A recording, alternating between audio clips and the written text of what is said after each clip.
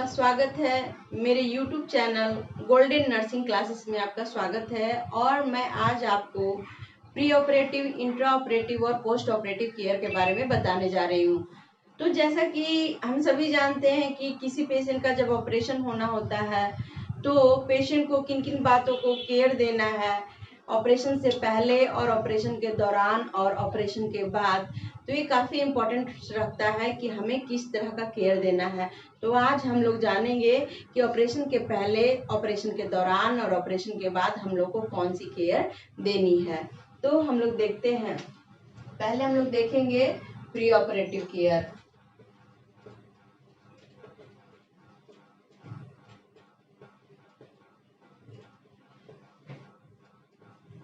तो इसमें पॉइंट्स है, सबसे पहला पॉइंट्स है पर्सनल केयर पे हम लोग ध्यान देते हैं। पेशेंट का पर्सनल केयर पे एक दिन था। दूसरा है नीड पर ओरली,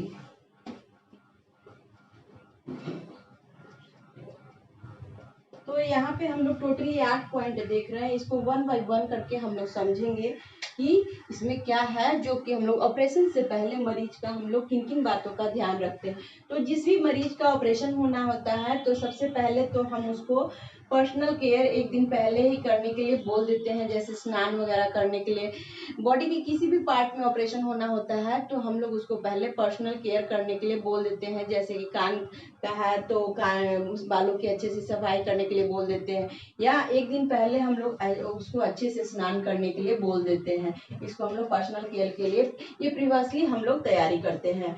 दूसरा आता है कि ऑपरेशन से 8 घंटा, 6 से 8 घंटा या मैक्सिमम 10 घंटा पहले हम लोग उसको नील पर ऑलरेडी रखते हैं, यानी कि कुछ भी मुंह से खाने के लिए हम लोग नहीं देते हैं।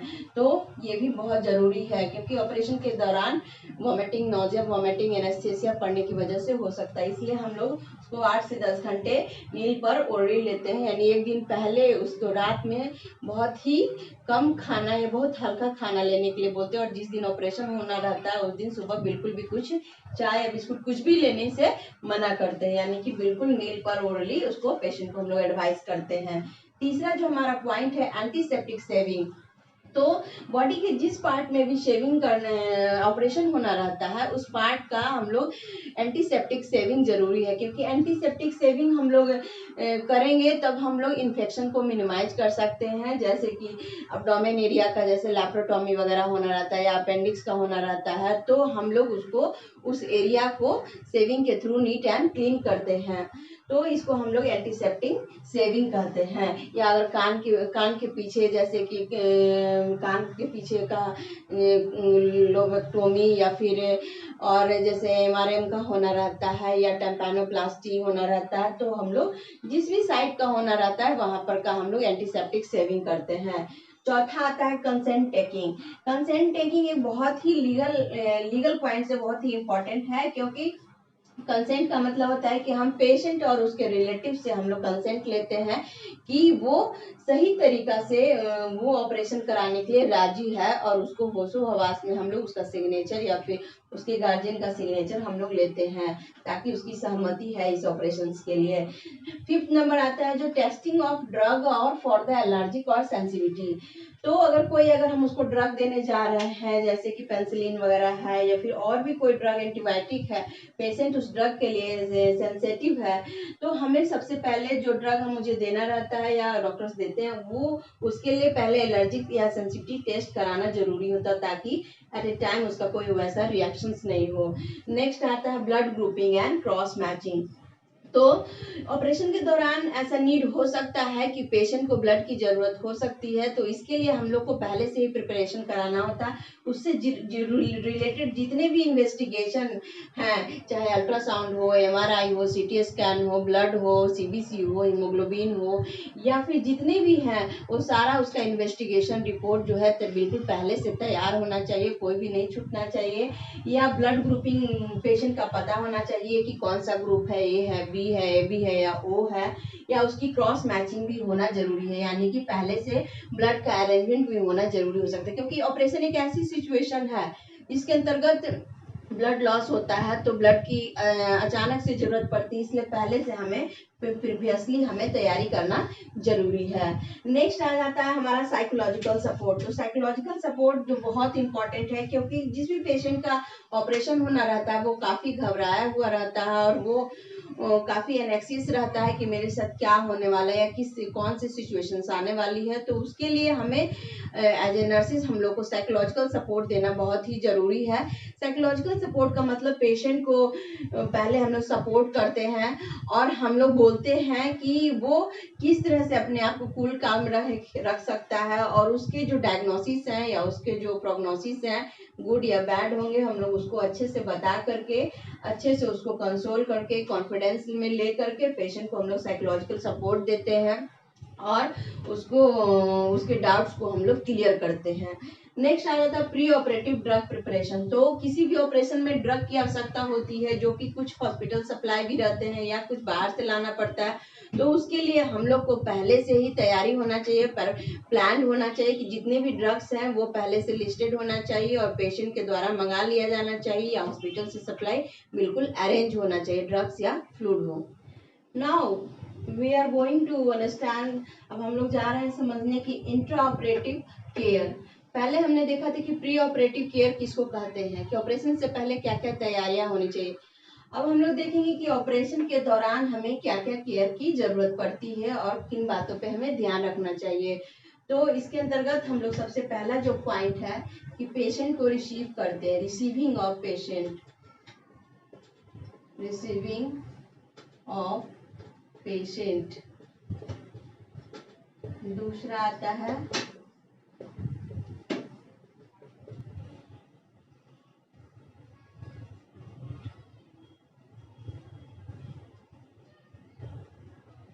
तो हम लोग देखेंगे कि इंट्राऑपरेटिव केयर के दौरान किन किन बातों का ध्यान रखना है, कि ऑपरेशन के दौरान मरीज का जब ऑपरेशन होते रहता है तो हमें किन किन बातों का ध्यान रखना है। तो सबसे पहले तो जो पहला पॉइंट है हमारा रिसीविंग ऑफ पेशेंट। तो पेशेंट वार्ड से जब हमारे पास आता है तो हम उसको रिसीव करते हैं ऑपरेशन थिएटर में, उसको हम जो मेडिकल स्टाफ होते हैं वो रिसीव करते हैं। ट्रॉली से पेशेंट आता है तो हम उसको रिसीव करते हैं। रिसीव करते वक्त हम लोग उसका डॉक्यूमेंट चेक करते हैं और देखते हैं कि पेशेंट सही हमारे पास आया है कि नहीं, क्योंकि एक नाम का दो पेशेंट भी वार्ड में हो सकता है। तो जिस पेशेंट का ऑपरेशन होना है तो ओटी लिस्ट है, हम लोग उसका बेड नंबर फिर या रजिस्ट्रेशन नंबर, एड्रेस, नाम और एज हम लोग या फिर डिजीज कंडीशन मिलाकर हम लोग देखते हैं और पेशेंट को कंफर्म होने के बाद ही हम लोग पेशेंट को एंट्री देते हैं और उसके साथ जो भी डॉक्यूमेंट्स आता है वो हम लोग क्रॉस चेकिंग करते हैं ताकि हमारा जो कोई भी हमसे मिस्टेक ना हो। तो क्रॉस चेकिंग हमारा पेशेंट को रिसीव करते वक्त बहुत ही जरूरी है। नेक्स्ट जो आता है पोजीशनिंग ऑफ पेशेंट। अब पेशेंट को जब हम रिसीव कर लेते हैं तो उसको हम टेबल पे लिटाते हैं, ओटी टेबल पे लिटाते हैं और जिस पार्ट का भी ऑपरेशन होना होता है उसके आधार पे हम लोग पोजीशनिंग करते हैं। तो पोजीशन का मैं अलग से क्लास लूंगी। तो विभिन्न ऑपरेशन में विभिन्न तरह के ऑपरेशन पोजीशन की आवश्यकता होती है, जैसे कि हेमरॉइड्स में लिथोटॉमिक पोजीशन की आवश्यकता होती है, इंटेस्टाइनल ऑब्स्ट्रक्शन में सुपाइन पोजीशन की आवश्यकता होती है, या फिर बहुत सारे ऐसे ऑपरेशन है जिसमें कि लेफ्ट लैटरल पोजीशन की आवश्यकता होती है। पैर में फ्रैक्चर आता है तो उसका अलग सुपाइन पोजीशन, या जिस तरह का भी फ्रैक्चर होता है, हैंड्स है, पैर है, या फिर जहाँ पे भी ऑपरेशन साइट है उसके आधार पे पेशेंट का पोजीशनिंग हम लोग मिलकर हेल्प करके उसको कराते हैं। तीसरा आता है हेल्पिंग गिविंग एनेस्थीसिया। जब पेशेंट को पोजीशनिंग हो जाता है तो अब पेशेंट की एनेस्थीसिया देने की बारी आती है, क्योंकि बिना एनेस्थीसिया के तो कोई ऑपरेशन हो नहीं पाएगा। तो एनेस्थीसिया भी बहुत तरह का है जिसके बारे में मैं डिटेल में बताऊंगी। तो एनेस्थीसिया में आता है लोकल एनेस्थीसिया आता है, ब्रैकियल एनेस्थीसिया आता है, स्पाइनल एनेस्थीसिया आता है, गैस एनेस्थीसिया आता है। तो बहुत तरह के एनेस्थीसिया, हर एक पेशेंट का अलग अलग एनेस्थीसिया पड़ता है। किस पेशेंट को किस टाइप का एनेस्थीसिया होना रहता है उसके वर्कशीट में लिखा हुआ रहता है, उसके फाइल में लिखा हुआ रहता है। तो उसके आधार पे हम लोग प्रिपरेशन कराते हैं और पहले से हम लोग वो सारा कुछ तैयारी किए हुए रहते हैं और उसको हम लोग एनेस्थीसिया देने में हेल्प करते हैं। जैसे स्पाइनल एनेस्थीसिया है जो स्पाइन में पड़ता है, गैस एनेस्थीसिया है जो माउथ के थ्रू, या लोकल है जो किसी लोकलाइज्ड एरिया में पड़ता है। तो इस तरह से हम लोग उस एरिया को एनेस्थीसाइज करने में हम लोग हेल्प करते हैं। नेक्स्ट आता है टू हेल्प इन मेडिकेशन। उसके साथ साथ ऐसे बहुत सारे मेडिकेशंस भी पड़ते हैं जैसे कि एट्रोपिन वगैरह है या और भी एंटीबायोटिक है, या फिर उसका फ्लूइड चलते रहता है हाइड्रेशन को मेंटेन करने के लिए, तो कौन सा ड्रग चलना है अकॉर्डिंग टू डॉक्टर एडवाइस हम लोग ओटी में उसको हम लोग देते हैं। बिना किसी एडवाइस और बिना किसी के ऑब्जर्वेशन में हम लोग ड्रग्स को नहीं देते हैं। नेक्स्ट आ जाता है help in scrubbing, gowning, gloving and OT preparations. तो ये सब तो पहले से ही प्रिपेयर होना चाहिए कि जब पेशेंट को एनेस्थेसिया जब जैसे ही दिया जा रहा है या पेशेंट हमारे पास आ जाता है, तो दो तरह की ओटी में सिस्टर काम करती है, रोटेटिंग सिस्टर काम करती है और जो एक असिस्टिंग सिस्टर काम करती है। तो जो भी या फिर स्क्रबिंग में हेल्प करती है, पेशेंट का जो साइट होता है वो क्लीनिंग होता है, एंटीसेप्टिक सॉल्यूशन से क्लीन होता है, स्क्रबिंग होता है जैसे कि सैवलॉन सॉल्यूशन से होता है। या फिर जो जो सिस्टर्स या फिर जो डॉक्टर्स को ऑपरेशन में जाना होता है वो स्क्रबिंग करके और हैंड वॉशिंग करके फिर गाउन पहनते हैं, स्टरलाइज गाउन पहनते हैं, फिर उसके बाद ग्लव्स पहनते हैं, फिर ओटी टेबल में आते हैं, ओटी टेबल के पास, ताकि वो ऑपरेशन करने के लिए बिल्कुल प्रिपेयर और स्टेराइल रहते हैं। नेक्स्ट आता है हमारा टू असिस्ट इन ऑपरेशन। तो ऑपरेशन में भी असिस्ट करना इंटर ऑपरेशन के दौरान बहुत ही जरूरी है, क्योंकि बिना असिस्टेंस के कुछ नहीं होगा। मैंने दो तरह के सिस्टर बताई, जो रोटेटिंग और असिस्टिंग सिस्टर बताई। जो असिस्ट करती है वो बिल्कुल ऑपरेशन में जाती है, वो फुली तरह से स्टेरलाइज रहती है और उनका पहले से ट्रॉली लगा हुआ रहता है। जो इंस्ट्रूमेंट जिस पेशेंट का जो डिजीज कंडीशन होता है उसके आधार पे आर्टरी या फिर सीजर या फिर डिट्रैक्टर या जो भी इंस्ट्रूमेंट या आर्टिकल्स हैं वो पहले से बिल्कुल अरेंज होना चाहिए, ताकि कोई हड़बड़ी नहीं हो और पहले से पता होना चाहिए। तो ये सारा चीज है, जो जितने भी इंस्ट्रूमेंट है सारा स्टरलाइज होना चाहिए, तो ये ऑपरेशन में हेल्प करती है। जो रोटेटिंग सिस्टर रहती है वो कुछ ऐसा चीज नीड होता है, जैसे फ्लूइड हाइड्रेशन मेंटेन करती है, एनेस्थेसिया का कोई ड्रग देती है, या वाइटल चेकिंग करती है, या फिर ड्रेन वगैरह लगाने में हेल्प करती है, या ड्रेसिंग में हेल्प करती है। तो इस तरह का जो काम है वो रोटेटिंग सिस्टर करती है।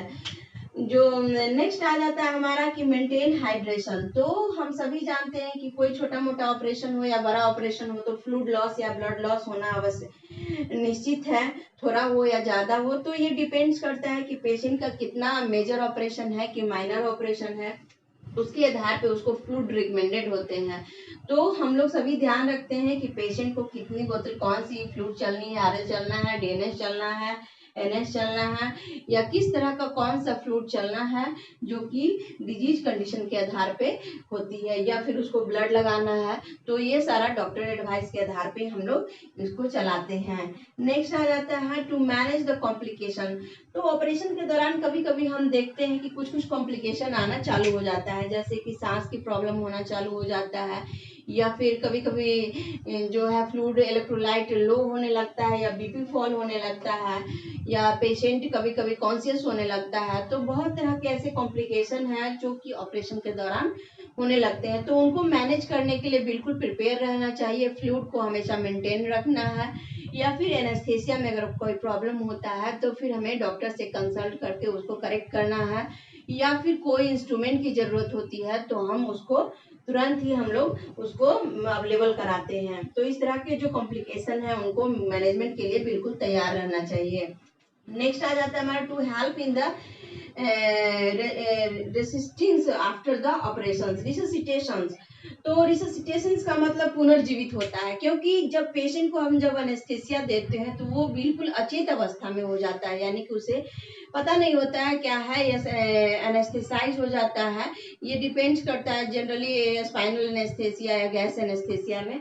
तो फिर उसको फिर हम लोग होश में लाने के लिए कुछ ड्रग्स या रिससिटेशन किया जाता है। तो उस स्थिति को हम लोग रिससिटेशन कहते हैं, जो कि ऑपरेशन के बाद जब ऑपरेशन फिनिश हो जाता है तो हम लोग उसको पुनः स्थिति में लाने की कोशिश करते हैं। तो इसमें भी सिस्टर जैसे कि बाद में हम लोग सक्शन वगैरह करते हैं, या फिर ऑक्सीजन देखते हैं, वाइटल्स उसका नॉर्मल आया कि नहीं, पेशेंट किस लेवल तक कॉन्शियस है। तो जिस तरह का उसका कंडीशन होगा उसको हम लोग वहाँ पे रेफर करेंगे। अगर पेशेंट बिल्कुल सही रहता है तो हम लोग उसको वार्ड्स में भेजते, रिकवरी रूम में भेजते हैं, और वहाँ पे फिर बाद में होश आने के बाद वार्ड में भेजते हैं। अगर पेशेंट में कोई भी कॉम्प्लिकेशन नजर आता है या वाइटल साइन में कोई भी गड़बड़ी नजर आती है तो फिर हम लोग उसको आईसीयू में भेजते हैं। अगर ब्रीथिंग प्रॉब्लम आ रही है या कॉन्शियस में प्रॉब्लम हो रहा है या ब्लीडिंग ज़्यादा हो रही है तो हम लोग उसको ऑब्जर्वेशन में रखते हैं या आईसीयू में रखते हैं। अब मैं बताने जा रही हूँ आपको पोस्ट ऑपरेटिव केयर। तो हमने अभी देखा कि प्री ऑपरेटिव और इंट्रा ऑपरेटिव, तो उसके बाद आता है पोस्ट ऑपरेटिव केयर। तो पोस्ट ऑपरेटिव केयर पहले कहते किसको हैं? तो ऑपरेशन के बाद जो पेशेंट को केयर की आवश्यकता होती है उसको हम लोग पोस्ट ऑपरेटिव केयर को कहते हैं। तो ये काफी इम्पोर्टेंट है क्योंकि पेशेंट के रिकवरी में ये काफी हेल्प करता है और पेशेंट का क्या स्टेटस इन फ्यूचर होने वाला है, कैसा प्रोग्नोसिस होने वाला है, ये पोस्ट ऑपरेटिव केयर पे भी डिपेंड करता है। तो सबसे पहले पोस्ट ऑपरेटिव केयर में तो हम लोग देखते हैं कि पेशेंट को हम जहाँ भी हैं वहाँ पे पेशेंट को रिसीव करते हैं।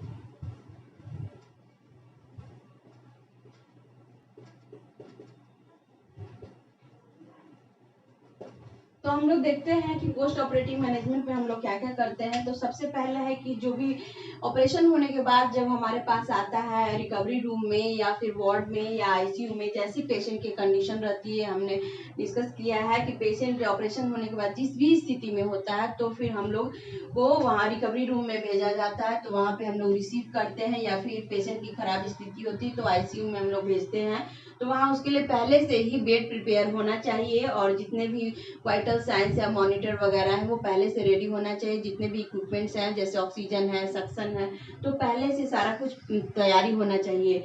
तो हम लोग पेशेंट को पहले रिसीव करते हैं, उसको बेड पे लिटाते हैं और जितने भी वाइटल्स हैं उसका हम लोग मेंटेन करते हैं। दूसरा है कि checking of vitals, BP, pulse, temperature और कॉन्शियस लेवल। तो पेशेंट को हम जब भी रिसीव करते हैं तो पेशेंट को हम लोग उसका वाइटल्स जरूर देखते हैं कि पेशेंट लाइव है, अनलाइव है, डेथ है। तो बिना चेक किए हुए हम लोग पेशेंट को रिसीव नहीं करते हैं। पेशेंट को रिसीव करने से पहले हम लोग उसको कॉन्शियस लेवल भी देखते हैं कि पेशेंट कितना होश में है, अनकॉन्शियस है, कॉन्शियस है या सेमी कॉन्शियस है, ये हम लोग चेक करते हैं ताकि हमें पता चल जाता है कि पेशेंट का रिकवरी कितने घंटे में होने वाली है, 2 घंटा, 4 घंटा या बहुत देर तक।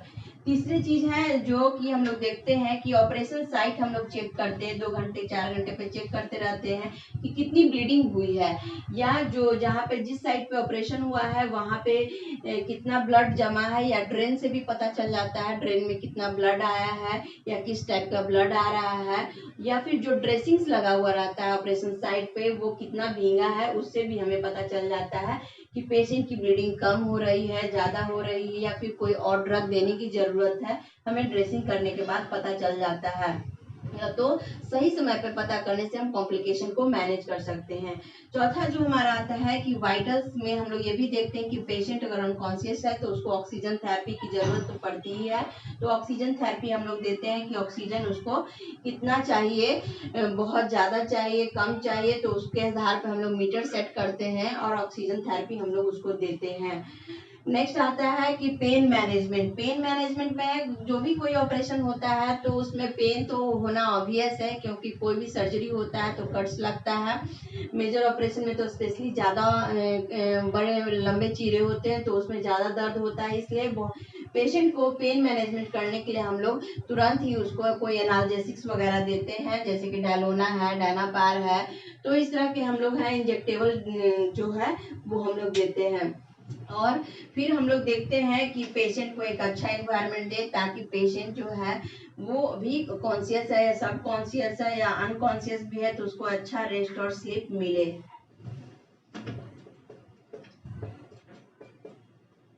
To maintain the nutritional status.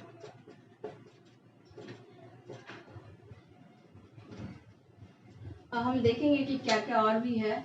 तो पेशेंट को पोस्ट ऑपरेटिव के बाद हम लोग उसका न्यूट्रिशनल स्टेटस मेंटेन रखते हैं, ताकि उसकी रिकवरी में हेल्प हो, क्योंकि न्यूट्रिशन एक इम्पॉर्टेंट चीज है जो कि पेशेंट को इन्फेक्शन से बचाता है, उसकी इम्यूनिटी मेंटेन करता है और रिकवरी में हेल्प करता है। तो किसी भी तरह का ऑपरेशन हो, पेशेंट को अगर अच्छा न्यूट्रिशियस डाइट मिलता है तो पेशेंट की रिकवरी जल्दी होती है। तो ये अकॉर्डिंग टू डॉक्टर एडवाइस होना चाहिए, जैसे कि लिक्विड डाइट लेना है कि सेमी सॉलिड डाइट लेना है कि सॉलिड डाइट लेना है, ये डिपेंड्स करता है कि पेशेंट के ऑपरेशन का कौन सा दिन है। तो इस तरह से उसका न्यूट्रिशन स्टेटस, उसके विटामिन मिनरल्स या वेजिटेबल्स उसमें हो जो कि रिकवरी करने में हेल्प करे। दूसरा आता है मेंटेन द पर्सनल हाइजीन। तो हाइजीन तो इम्पोर्टेंट है ही, क्योंकि गंदगी जो है बीमारी का कारण है, तो हम लोग पर्सनल हाइजीन को मेंटेन करते हैं।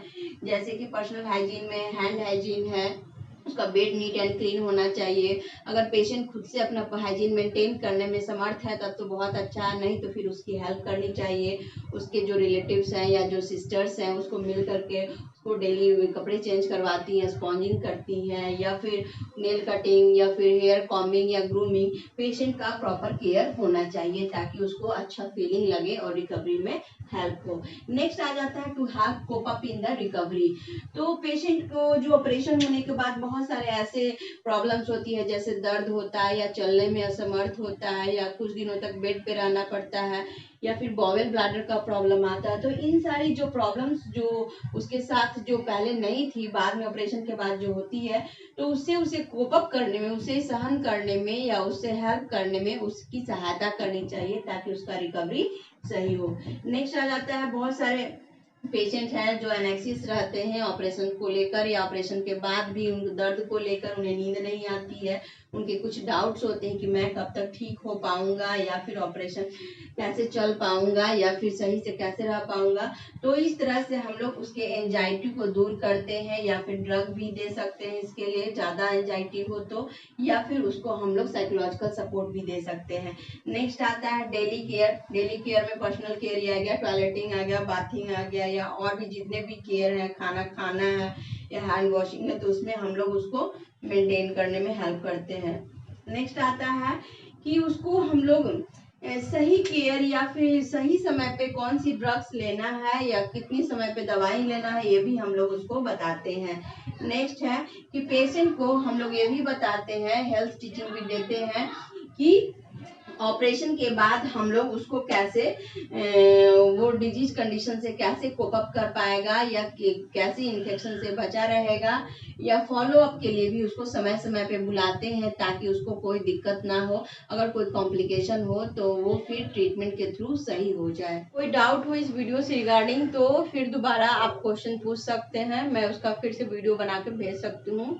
और आई थिंक आपको समझ में आया होगा, उसके लिए धन्यवाद।